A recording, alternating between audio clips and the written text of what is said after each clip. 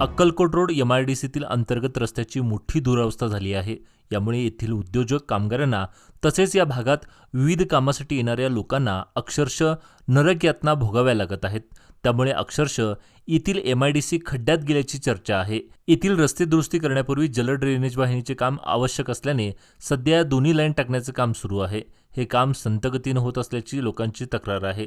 सध्या पावसाळ्याचे दिवस असल्याने या भागात मोठ्या प्रमाणात पाणी साचत असून चिखलमय रस्त्यामुळे खड्ड्याचा अंदाज येत नसल्याने वाहनधारकांना अक्षरशः जीव मुठीत धरून मार्गक्रमण करावे लागत आहे।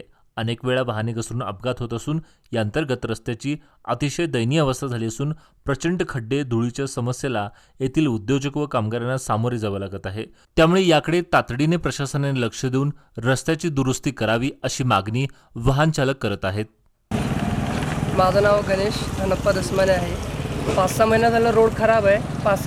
3-4 महिन्याखाली ड्रेनेजचं काम केलं तर अजूनसुद्धा रोड खराब आहे। ह्या रोडाला अजून कोणी काही केलं नाही आणि या रोडाची अवस्था बघू सगळीकडे खड्डे वगैरे असले त्यामुळं गाडी वगैरे येता जाता वगैरे खूप त्रास होतो आहे।